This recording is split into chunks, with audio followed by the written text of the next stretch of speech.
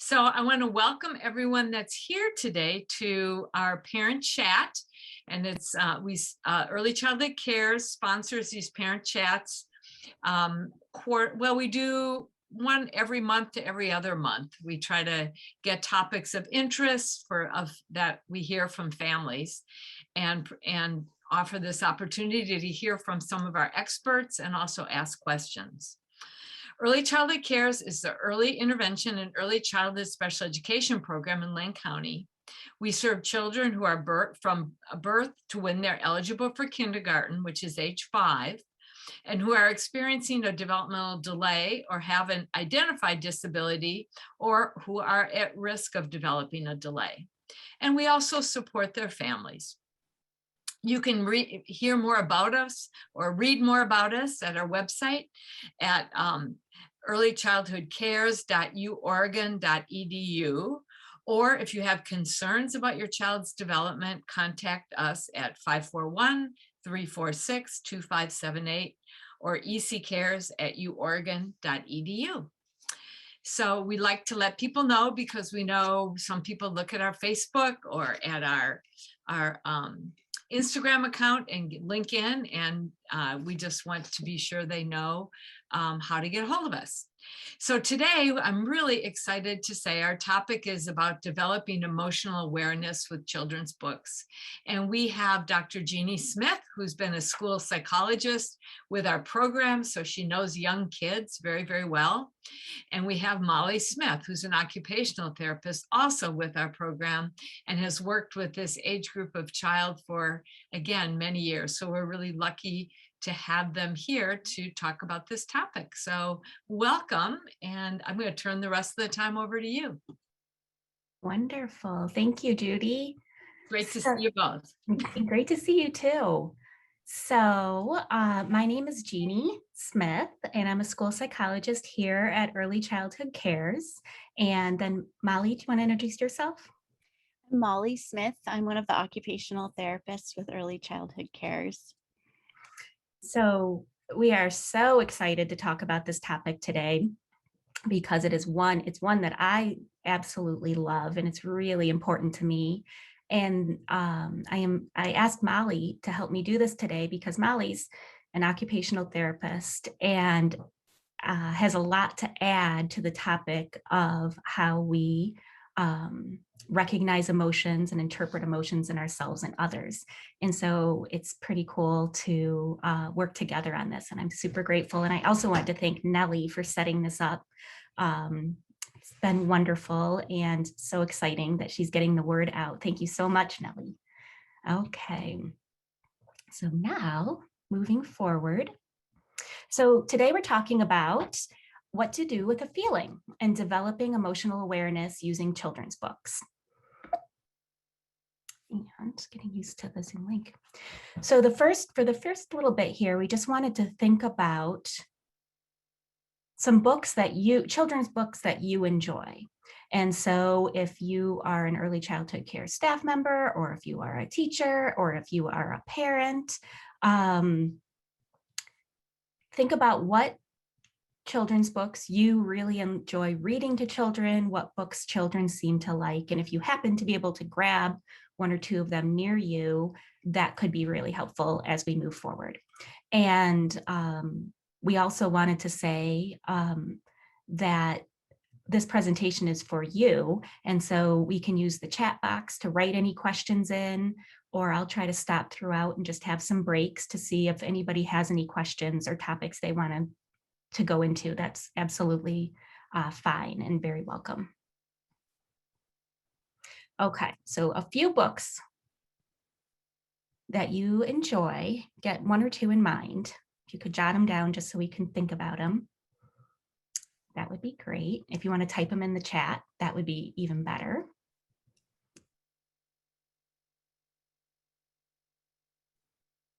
Oh, interesting, the chat pops up. Ooh, Color Monster. Great. And they don't have to be specifically about emotions. These can be any children's books that you enjoy. Beautiful Oops, that's a great one. Harold and the Purple Crayon. Oh, I love that. That's a perfect one. We'll come back to that one. Wonderful. Okay, going on a bear hunt. That's a great one. I have some of my favorites here today. Giraffes can't dance. I don't know if anybody likes that. And good night, construction site. So we're going to talk about a variety of books today as we move forward. Okay. Trying to move my chat box out of the way here. Okay. So I'm sure that we're all aware that reading books with children does many wonderful things. It does many wonderful things for the children's brain. It actually changes brain structure in really positive ways. It prepares children for beginning literacy skills. It builds concentration. It's bonding time as we read together. There's just so many benefits. But the one that we're going to talk about today is the wonderful opportunity to grow children's emotional awareness.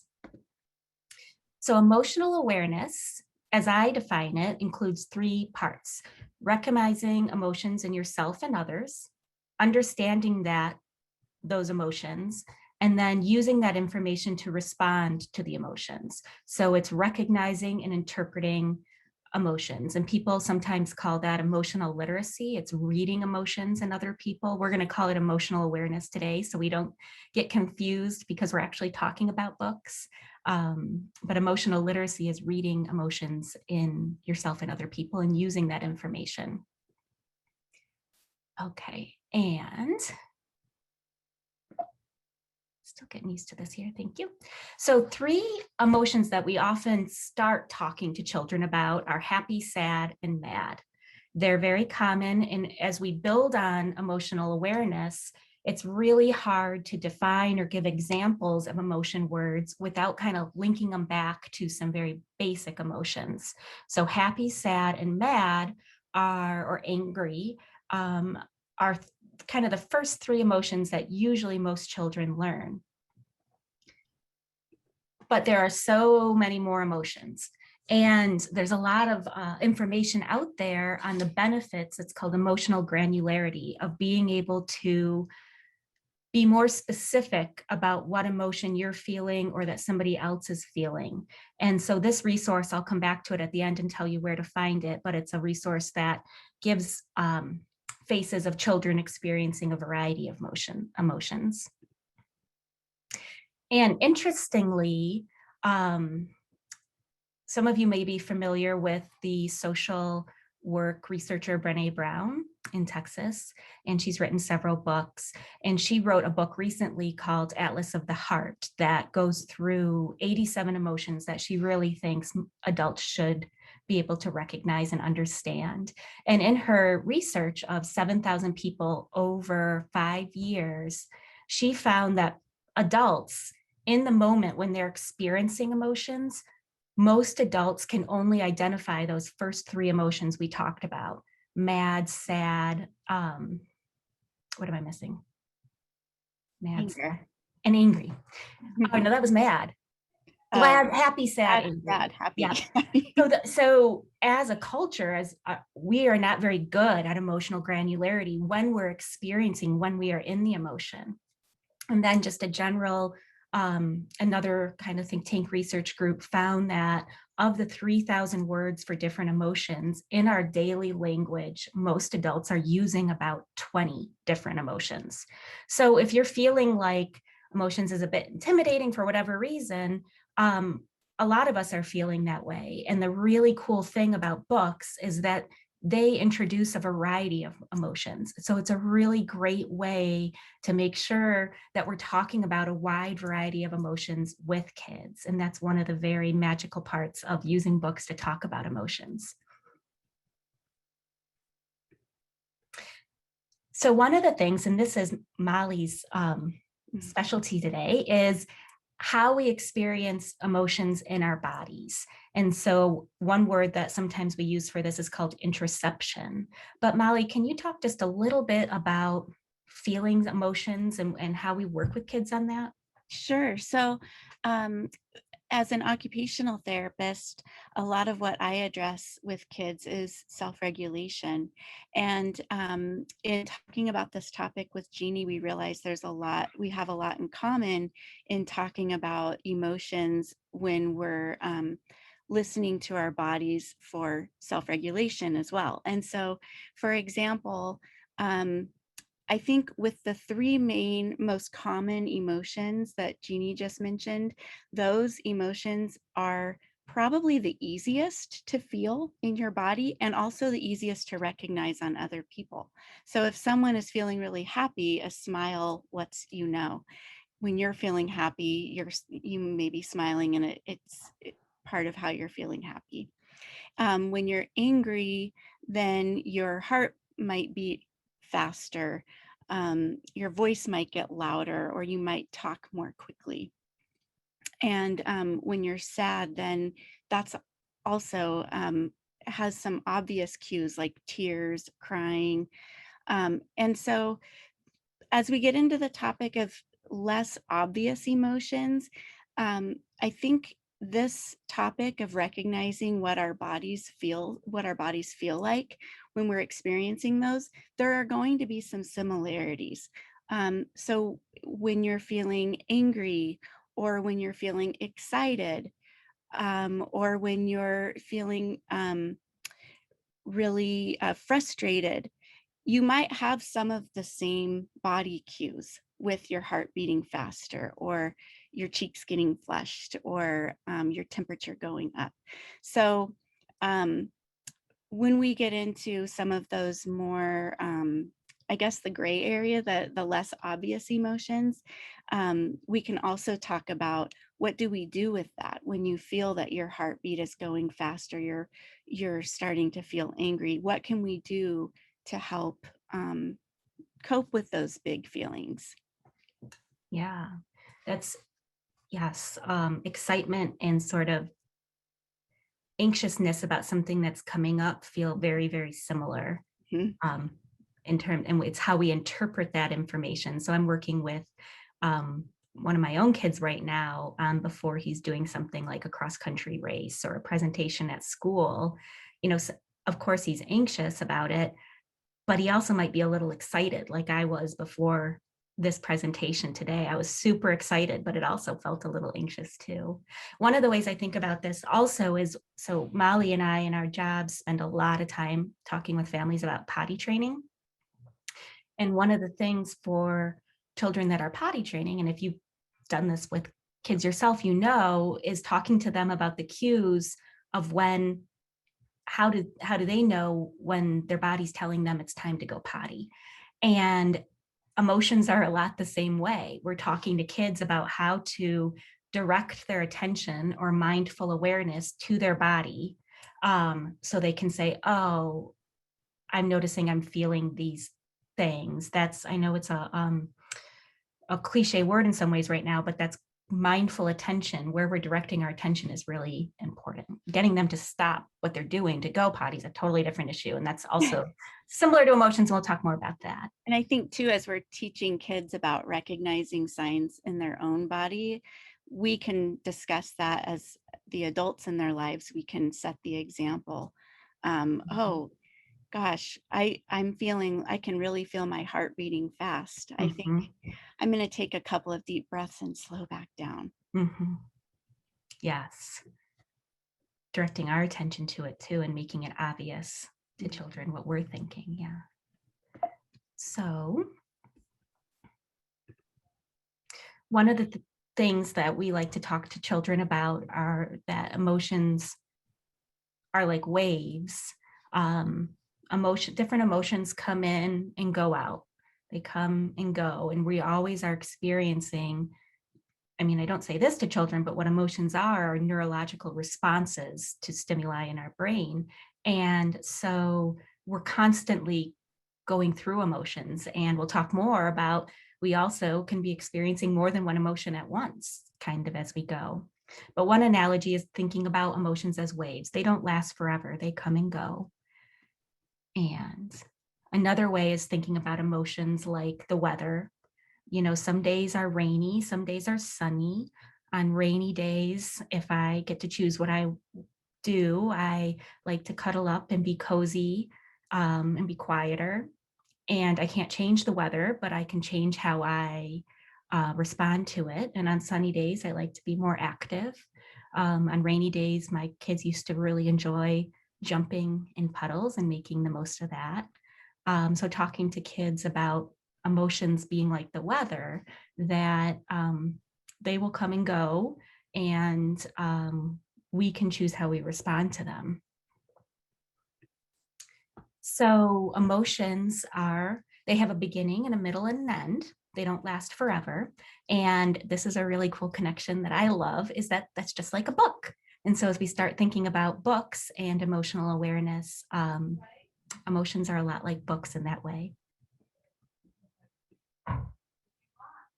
Well, so we talked about recognizing emotions and understanding emotions. And when we're thinking about responding to emotions, these are two techniques that we can come back to. And some of you in early childhood maybe are using some of these, but ways to regulate ourselves, the turtle technique, which is the same thing we teach adults as well, to stop, think before we act.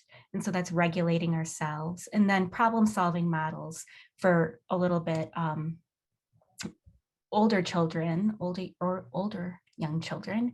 What is my problem? What are some general solutions I could try? Thinking those through, giving it a try, evaluating how that worked. So these are steps that we often use in early childhood.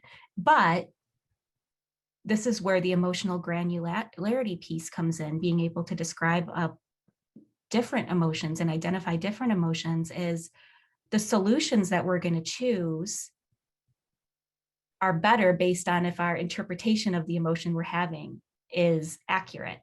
So what emotion are we feeling? Is my heart racing? Am I feeling anxious? What would help me in this situation? A few deep breaths, a glass of water, versus misinterpreting that information and choosing a solution that doesn't work. I pause there because I'm laughing at myself. Sometimes I might be feeling like a little, like I need a little pick me up in the afternoon. And probably what I'm feeling is that it would be nice to talk to a friend or to get out and have a walk, get a little energy. But what do? I grab a cup of coffee, which is not a very great solution for the problem that I'm in, because then I get myself all worked up. And so, I should have better emotional granularity and say, I don't need the coffee. I need to connect a little bit more, for example, from adult world. Okay, before we go on, are there any questions? That's an overview of emotional awareness, and I'm going to talk more about the book piece now. Are there any questions so far?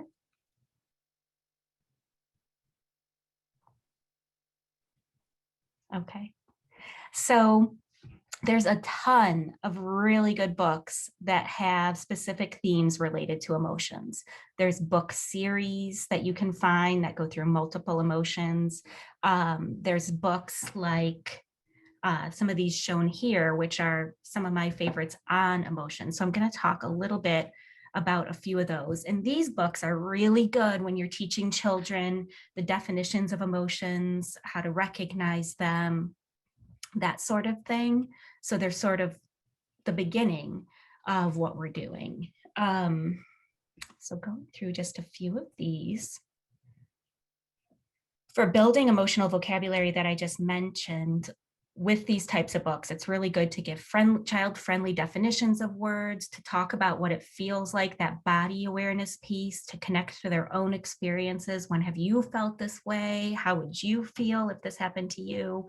And then lots of repetition of the word. The more repetition we can be saying of the word, the more it's going to stick in their brains. So I just brought a few of these here today to show you.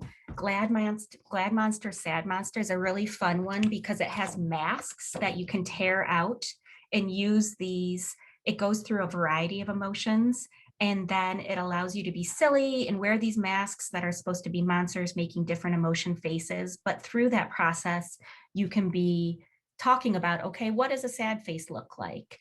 That sort of thing. So this gives an opportunity to talk about several emotions. You don't have to do all of the emotions in the book all in one sitting. You could pick a few to do at a time or one to do at a time, but it's a really fun way to talk about emotional awareness in that one.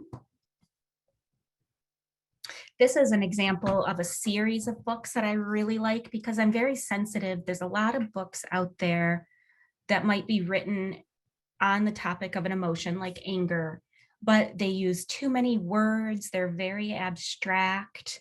But this series of books I really like. I feel like it gives good examples. It has beautiful pictures. And so this is one of those series of books that I really like that goes through a bunch of different emotions. Grumpy Bird. This is kind of an example of a book that's about Grumpy, but it doesn't talk a whole lot. I mean, he wakes up grumpy and then he goes through his day grumpy and then his friends help him. But in order to get the most of this book, I think it would be super helpful to take the opportunity to give our own definitions and make the connections to the child's life when they felt grumpy. What do they do to help themselves feel better, or how could they help themselves feel better? And I should also say that this doesn't happen always in the first reading of the book. Kids like to read books over and over again, and that's a wonderful thing. And it's a wonderful opportunity to go deeper into different examples and things over time.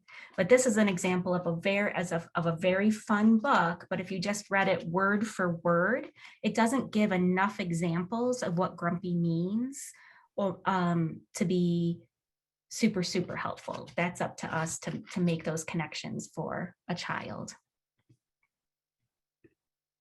Quiet Loud, I don't have it here with me, but it just gives examples of things that are quiet and things that are loud. But this would be an example of a book that could be used to help teach body awareness. So helping kids learn what it means when they are quiet and when they are loud, and when they are quiet, what does that feel like to them? It's calmer. They tend to be well, I guess we could be really quiet when we are very angry, but oftentimes when we're quiet, we're experiencing a certain set of emotions. And when we're loud, we're experiencing different emotions. So using a book that's as simple as Quiet Loud to talk about body awareness and to link it to emotions is the idea with this one. These two, a staff member mentioned to me, and I think they're really great. The Magical Yet talks about kids that get frustrated when they don't do things perfectly the first time, and feelings that they might have. You can talk through those feelings, but it's talking about the power of yet. I can't tie my shoes yet. I can't ride my bike yet, but talking through some of those feelings that a lot of kids experience when they're learning new things. And then the I'm happy, sad today gets at the complexity of we don't usually experience just one emotion at a time. So in this book, for example, if she falls down when she's learning to ride her bike, she feels sad, but she also wants to try it again. And so the way that we respond as adults is it's really important to recognize that. And also another thing about books is usually characters in the course of a book experience multiple emotions. So in Grumpy Bird, he's grumpy for a lot of the book, but in the end, he's no longer grumpy. And so that gives you the opportunity to talk about two different emotions, even though the book's just on grumpy. So we will send out after this a list. This is on the Center on Social and Emotional Foundations of Early Learning website.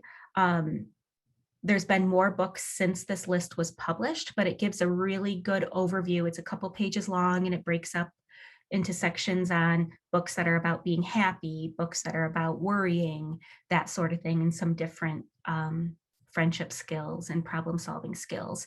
So we'll send this resource list out after today.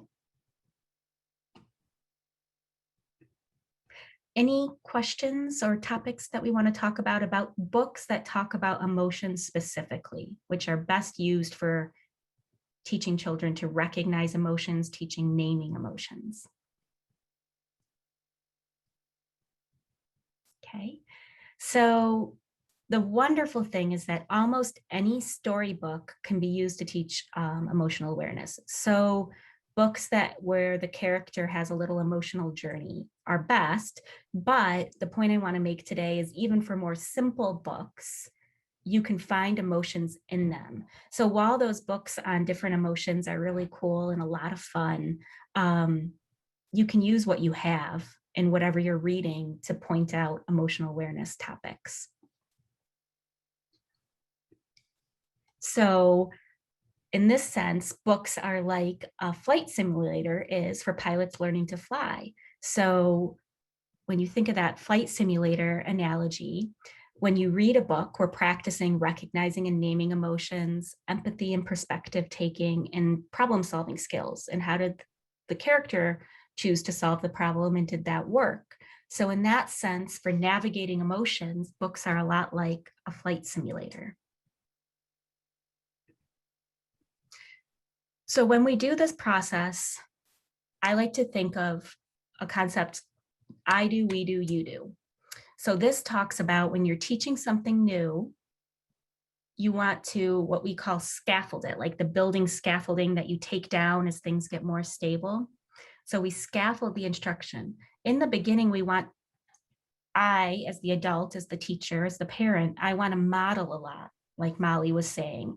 I want to say what I'm noticing. So I notice Pete is sad in this book because his face looks really frowny and he's crying a little bit. So as children are just learning about emotions, you're going to do a lot more I do's or models than asking them questions.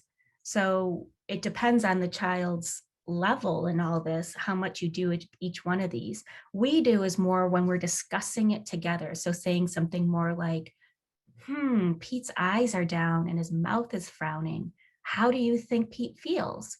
So in that sense, you are pointing out some of the facial expressions for the child, but together making the connection, versus you do, which is when kids have the skill, they just need practice. We do more you do's, which is, how do you think Pete feels? Why do you think he feels like that?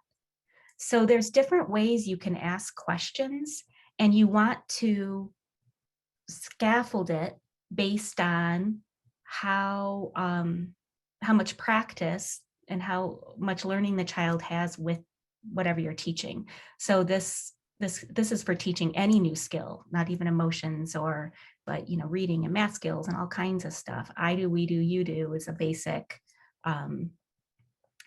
instructional strategy, but I think it's just really important so that we're meeting kids at the level that they are at. Any questions about that? It's a pretty big topic for one slide, but. So when you pick up any book that you're reading with a child, I'm hoping that you can think of two things. What emotions can you find in this book? And then think of this I do, you do, we do. I'm sorry, that's backwards. It should be I do, we do, you do concept. So what questions could you ask for the particular child that you're reading with, or with a group of children? And are you going to do more modeling and scaffolding and pointing stuff out for them, letting them see what you're thinking and how you're processing it? Or are you going to be asking them to do more of it, of the figuring out in those cases? So those are the two things to think about as we move forward. So I just pulled some books that I hoped people would recognize, because to just give examples of how to do this. So in Pete the Cat and his magic sunglasses, for example, Pete has having a hard time. He's given a pair of these magic sunglasses, and then he comes across a bunch of friends that are also having a hard time. So he says, put on my sunglasses and you'll see the things in a new light. And then eventually his sunglasses get broken, and a wise owl tells him it was never about the sunglasses. You can still notice things around you. and see things in a new light without your sunglasses. I'm sorry for the spoiler alert, but that's what happens. And no spoiler alert. So for example, this book talks about his friend Alligator. This is just one of the friends he meets. So Pete kept rolling along until he saw Alligator. Alligator did not look happy. "What's wrong, Alligator?" Pete asked. "I'm so sad. Nothing is going my way. No one wants to play with me today." So this is a good example of, there's lots of opportunities here to talk about emotions. Looking at Alligator's facial expression, what it looks like to look sad or happy. And then how would you feel if no one wanted to play with you? So those are the kind of questions. And as I was talking about the I do, we do, you do in the beginning, as I was reading this story, I would point out what I saw about Alligator more than asking the child to do that on their own. Oh, Madison thinks this is a great book. I agree, Madison. I love anything with Pete the cat. He's so cool. And then also, I mean, if you want to get real advanced, in the end, we're talking about mindful awareness, where you direct your attention. So Pete learns to regulate himself by, yes, he is having a hard time. In the end, he's sad that his sunglasses broke, but he notices the birds are singing, the sky is bright, the sun is shining, we're feeling all right. So that's a way to teach kids about where we choose to focus our attention on things. So you could do a whole lot with that. Is your mama a llama? Some of these are a little bit of a stretch, but just bear with me. So in Is Your Mama a Llama, for example, which I have read a million times, it says, "Oh, Lloyd, don't be silly," Lynn said with a grin. So that would be an example of an opportunity to talk about, what do you think Lynn means? Why does she have a grin? Is Lynn sad? Is Lynn mad at Lloyd? You know, those kinds of things. So not every book has to be a huge, big lesson in emotional awareness, but we just take these little opportunities to sprinkle it in so kids are hearing about it. Lots of opportunities to practice over time. For example, most books have examples of facial expressions to focus on. Or most books, another way you could be bringing in emotional awareness into this is, how would you feel if this was you? Or how would your friend feel? So that's just an example. There's opportunities all over the place. With something as simple as Good Night construction site, which doesn't have a big emotional storyline. You know, it's all about the construction site settling in for the night.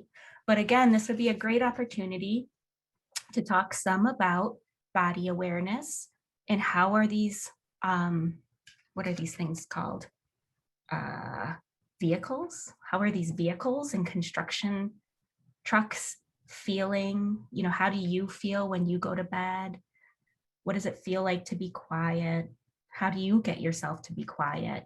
What are some things that help you get quieted down? By you in these examples I'm talking about, as if I'm talking to the child I'm reading with.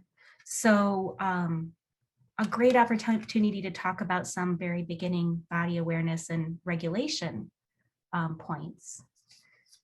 And these were two examples that came up that were super fun when Molly and I were talking. Molly, you want to talk about how you have thought about these books? Yeah, so I use the example of Fancy Nancy because in working with kids where we're working on recognizing emotions in others, I've just found the illustrations in Fancy Nancy to be very exaggerated. And so if we're looking for nonverbal cues from friends, it's a good opportunity to recognize the emotions in our friends on these pages because yeah, they're just really exaggerated. So I find them to be, it's an easy thing to talk about with these particular books, the Fancy Nancy books. And then Ponyella was just a book that I read to my kids. It's basically Cinderella with ponies. But in thinking about emotions that are maybe not so obvious, but can feel really big, I felt like this book in particular probably never mentioned emotions, but there were several themes of Ponyella spent a lot of time feeling embarrassed. And there was a lot with the stepsister ponies, a lot of jealousy. So the emotions of embarrassment, jealousy, and also by the end, Poniella was feeling very proud. So there were just a lot of opportunities in that book to talk about emotions, and I can't, I would think I probably read it 1,000 times. It was a big favorite. Mhm. I just think that's a really cool example of whatever the children are interested in is a great time to be building emotional awareness with books. So yes, the books on emotions are wonderful for different purposes, and there's a ton out there and they're really cool, but we can also work with what we have and what the children are interested in. And I just think that's really great. We have a comment in the chat. Oh. Matthew at EEP uses the blue zone for talking about tired as well. Oh, zones of regulation. That's great. Yes, linking any of this to examples of the ways that you're talking about them in your classroom. I now see that I had said Madison earlier because that's what I saw, but it's Matthew. Hi, Matthew. So, At Madison EEP. Madison. I didn't read for far enough. Can I just say one thing about that? When your body is, well, when you are feeling, there are several emotions that might cause us to appear sort of tired or feel sort of tired. Like if we're feeling bored or sad or lonely, there are several emotions that could have the appearance of kind of a slowing down and an appearance of tired. And so I think that that's that blue zone that you're talking about, Matthew. I think it opens up a lot of opportunities for talking about those other feelings that might appear similar, but they might feel pretty different emotionally. That's really cool. I just thought of an example that I forgot to say earlier about why it's so important. Children who don't have really great emotional awareness skills often misunderstand other children's intentions. So we see this quite commonly, for example, if another child accidentally knocks down a block structure, and being able to have the space and the regulation to realize that it was an accident is exactly the type of information that we're trying to talk about and teach kids here. Yeah. And in Giraffes Can't Dance, just our, I think, last example, this is a great book that I read a lot. Gerald swallowed bravely as he walked toward the floor, but the lions saw him coming and they soon began to roar. Hey, look at clumsy Gerald, the animals all sneered. Giraffes can't dance. Oh, Gerald, you're so weird. There's a lot of opportunity there to talk a lot about a lot of different social interactions that children might be experiencing in their own life, depending on what's happening. But that's a great example of a time to be talking about emotional awareness skills, about how Gerald feels in that situation, how you would feel in that situation. Talk about being brave and what that feels like. It's when people are brave, they don't just feel confident, they feel a bit scared, but they do it anyway, when it's something that's really important to them. And so talking about what it means to be brave. So there's a lot in a lot of these books to follow up. So sometimes you can pair a book that's a book on a specific emotion, such as, let's just say, feeling brave. So you can use a book specifically on it and then pair it with a nonfiction book, a narrative that deals with that emotion. So that's a really cool thing to do, is to be pairing what I call information books and narrative books on topics. So when you think back to your favorite storybooks that we were thinking of earlier, just think for a moment about what emotions are in that book and what questions you could ask. So I'm just going to give some quiet time here for people to think for a second. And there's a typo here. It should be I do, we do, you do.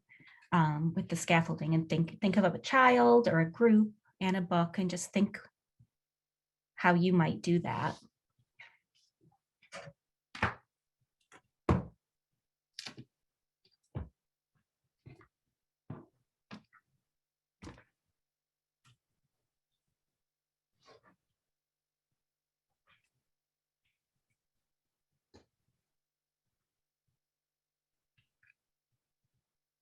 Let me give just about another 20 seconds.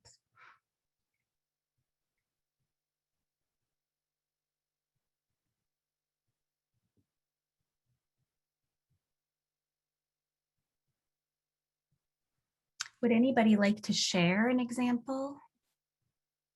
I'd love to hear some other people's examples, but I also don't want to put people on the spot. I can share one. Mhm. The book that I put in the chat was Going on a Bear Hunt. And the version of the book that we had when my kids were younger was this beautifully watercolored, the artwork was just beautiful. And of course, the main emotion in the book is kind of excitement / fear. It's kind of a two feelings at once. But the unexpected emotion that would come up when we would read this book was, in this particular version, the very last page was just no words, just a picture of the bear feeling just obviously disappointed because he's kind of hunched over and he's walking away down the beach by himself. And my son would get really emotional because he felt bad for the bear, because the bear was obviously feeling disappointed and lonely. And so that was sort of an unexpected opening to talking about those complex, sad feelings. And so, yeah, it's kind of unexpected, and it happened a lot. I think my son really liked that, really just struck something in him. So it opened up lots of conversations. That's a really good example. I hadn't really thought about books causing emotions in children and using that. How does this book make you feel, this character? Yeah, in this particular case, it was big feelings. Thanks, Molly. Hey, Molly, along that same page, we talk about at that same page of the book, we talk about like, why was the bear chasing us and where is he going now? Like, he's obviously going back home, but why is he sad? And so, but why was the bear chasing us? Was he hungry? Did we wake him up from his sleep? You know what? Why was he even chasing us in the first place? And so we get to talk about other emotions that way too. That's really great. Any other examples from people that are reading to kids quite often? One of my favorite books from my childhood was the Great Honey Hunts from the Berenstain Bears. Oh, yeah. So they're excited, they're surprised when things don't happen the way that they're supposed to, disappointments, you know, so all the gamut of emotions. Yeah. Those books are great and have more of a social narrative. This was when I read Bears in the Night, and it's kind of like going on a bear hunt. But it doesn't have much of a plot or story, but they go out and they get scared and things like that. So that's, a simple book. The ones I'm talking about today are pretty simple books versus some of the books that you're getting into, Matthew, which are really great, where we want kids to be, where we're getting more into social narrative that's more complex. Great example. Anyone else? There's so much to talk about on this topic. So we've talked a lot about what you can do during reading, and we also wanted to talk about how to follow up after reading. Two things that I notice when I'm in classrooms a lot is sometimes the questions that we're asking kids are at a pretty high comprehension level when we're reading. And so I did want to, that's why I'm talking about that I do, we do, you do kind of concept, and making sure that the the questions we're asking are not so abstract and too hard for kids. And then the activities that we do after, making sure that they are pretty directly linked to what we're working on, and not too abstract for our learners or kids. But things that we do at home, so we can always practice naming emotions afterwards, practice body awareness and recognizing emotions, and then practicing problem solving and moving through emotions. So these are lifelong things that we're working on. You know, most adults are still working on these skills. So we're really just getting kids started, and hopefully have a really good solid start on working through some of these things. So going back to naming emotions, one resource that I've included a link here, but it's on challengingbehavior.org through the pyramid model. And they have some really great resources in a bunch of different ways with feeling faces. And you could use it.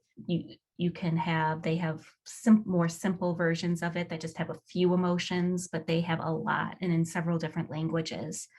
But throughout the day, practicing when you notice as an adult, so modeling what you notice about other people. Sarah looks cheerful. Teaching children to talk about how they feel. And one thing that one kind of mindfulness aspect is, instead of saying I am mad, saying I feel mad, or I'm having a mad feeling. And so it helps to give that little bit of space and distance between you and the feeling or the emotion you're having. So I feel mad, or I feel worried, or I'm having worried feelings, is one thing to consider. And then playing some games, and there's lots of different ways that you can do this, with matching games, with memory, playing a game like memory with these different emotions, but giving lots of practice just hearing these words and talking about them a lot. I'm going to let Molly talk about a lot of this body awareness stuff, but want to go ahead with the regulation pieces, Molly? Yeah, so one of the things, if a number of emotions might cause your body to kind of speed up, we might say, where our alertness really gets heightened. And one of the things that can happen when we're in that state, so that might be when we're fearful, when we're angry, when we're frustrated, what can happen is that we start to breathe more shallowly instead of using our diaphragm for deeper breathing. What we often will do is breathe more up here, kind of in the chest and with the shoulders. And when that happens, that can cause that emotion to continue and sometimes even spiral even more. And so what we want to do then is start with breathing out.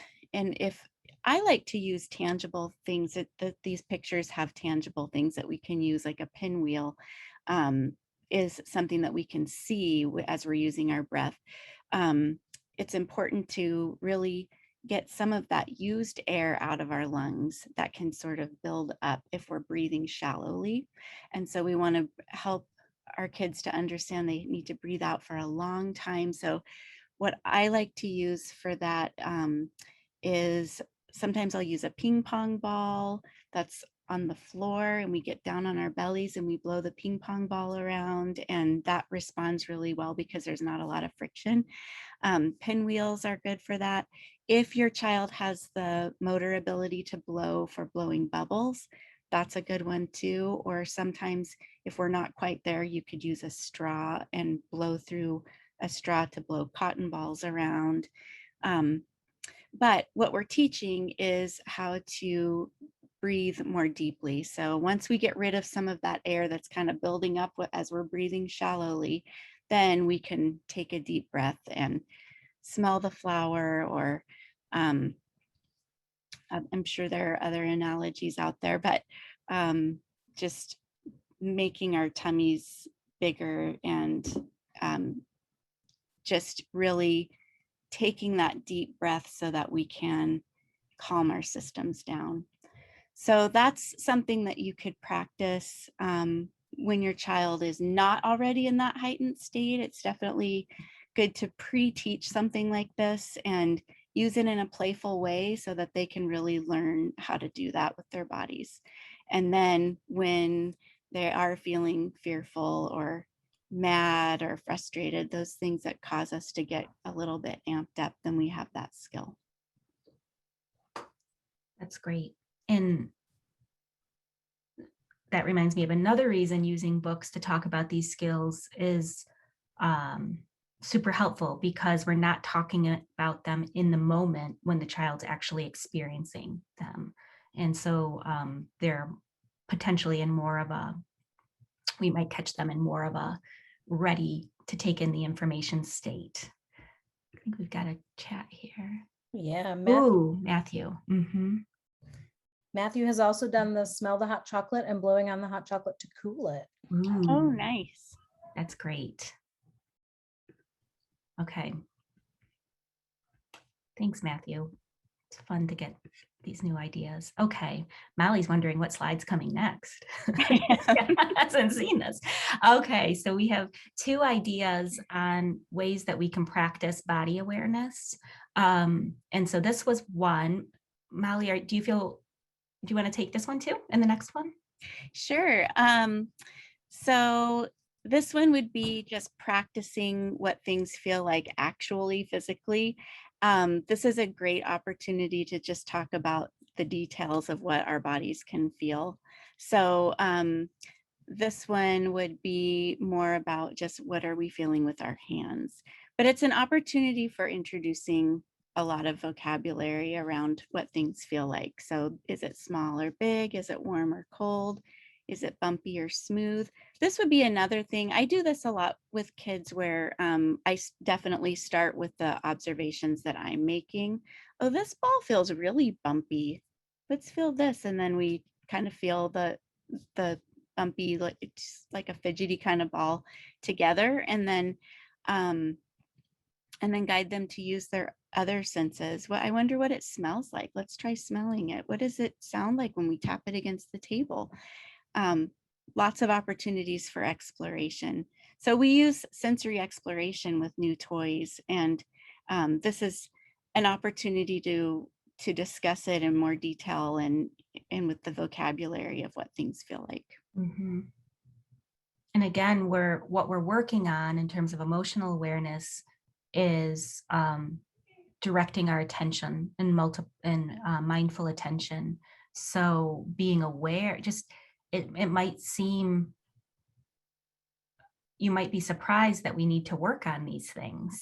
But for some people and some kids, the idea of directing our attention to our bodies and what our senses are experiencing is something that we need to make more explicit and overt so that they can practice it in their own experiences. And so we have another example of how you could practice body awareness. It's very similar. So this one has more to do with, just how if you have someone lie down on their back and then you're using your hand to press different amounts of pressure or place something else like a toy, a book, then you can get the conversation started about what they're feeling. And then they can do that on your back as well. Yeah. And the concept is, again, mindful attention and paying attention to what your body is feeling. Yeah.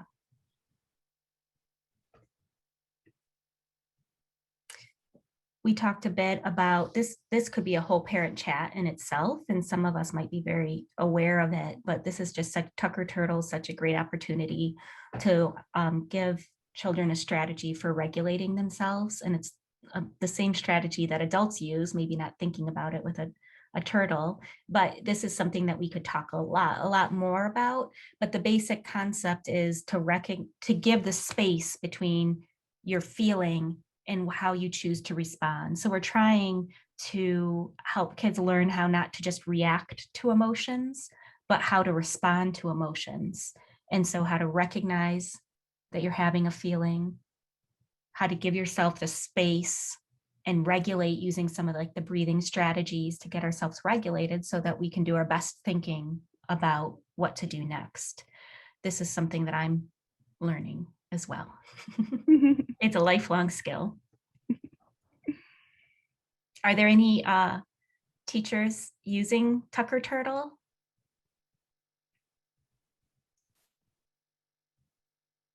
The website is down here and there's a lot of resources. You can teach it with puppets and things, but it's a really great way to teach. We also have the same concept, but with Sonia Snail, but she tucks into her shell too.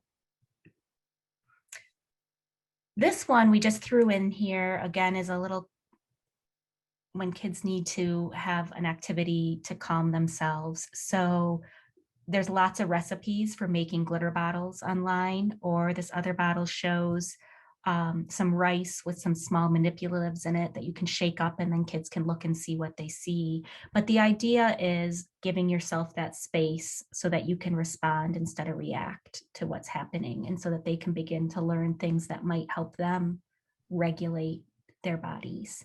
And I think that I think of it as, and you're saying space, and it is, and also time, just because if you can just take a few moments to just check into something else for just enough to let things dampen down a little bit before we react. I think that's what I like about the glitter bottles. It's just enough time that you've maybe calmed down a little bit before coming up with a solution. Yeah. This was the example again of the more advanced problem solving step, but what's my problem? Think of some solutions. They offer solution kits that kids might try, like trading, 2 more minutes, those kind of solutions, if they're having trouble sharing a toy, for example. So there's kits that go along with this. So we pre-taught some of these solutions before. And so they think of what solution might work in that situation. Which one do they think they want to choose? They give it a try. How did that work? Do they need to pick a new solution? But picking a solution that's potentially going to be effective in the solution depends on reading the room, right? And so understanding what emotions everybody's feeling and what their intentions were, it's actually quite complicated to do. And then this is, having a menu of items that a child could choose to help regulate themselves, whatever big feeling they're having. And it might be different. This is one on the website. They have a couple different versions. We can customize it for children, even with pictures of their exact, maybe stuffed animal item or things that they like. But this is a general calm down strategies where it's like a menu and you can say, what do you need right now? And the child can point to what they need. These are a lot of options. The ones that I typically use have about 2 to 4 options, depending on the kiddo. Because when their little brain is in a fight or flight state, even if it's over a block tower being knocked over, they're not able to really pick from 9. Is that 9 or is that 12? 12 different options. So giving them a few good choices of things that work for them to calm down, to get their little brains to come out of the fight or flight state and be able to respond. I like this too, because they generally, when we're feeling dysregulated and feeling really emotional, it's hard for us sometimes to access our words. Even if we have them and we know how to say what's wrong, if we're really upset, it can be hard to access that. So the pictures are a nice alternative that help bridge that gap. Yeah. And these are all my favorite calm down strategies right here. For you too. Yeah, well, yes, for me, but also for kids. The take a drink, I'll often suggest that people use a straw if kids have that ability, because it's resistive and it is just a quick way to get some heavy work that's nice and calming. Speaking of heavy work, Molly, you were talking the other day about the hands pressing. Mhm. You want to Yeah. mention that too? Yeah, this is something else that I'll use because one of the strategies we use from a self-regulation standpoint, one of the strategies we'll use to help kids regulate better is with heavy work, where they're really using their muscles against resistance and getting lots of nice input to their muscles and their joints. And so one of the strategies that I like to use when kids are having a hard time and maybe a bigger heavy work activity is not an option in that moment. Sometimes I'll have kids push their hands together like this and just press them. You can't tell how much muscle I'm using right now, but I'm pressing my hands together pretty hard. It's a nice check-in, and it's a good way to just sort of kind of utilize some of that extra energy that comes up when we're feeling upset or dysregulated. So there's that. You can press your hands together, or chair push-ups where we put our hands on the seat that we're sitting on and kind of push our bottoms up a little bit. And so, yeah, those are something that maybe not on this particular menu, but I try to incorporate some kind of heavy work as an option too. Thank you.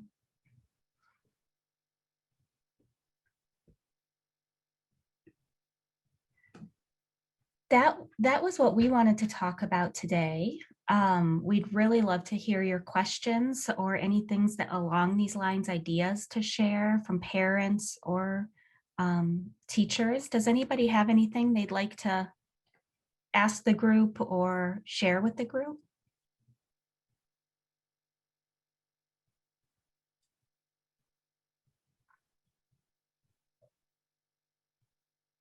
Well, we love talking about this. Any piece, please give feedback to Nellie, or you can reach Molly and I through the EC Cares website. But anything you want to know more about, like Tucker Turtle or anything like that, let us know, because we can get that information through a parent chat or just to you. So we'd love to hear from you.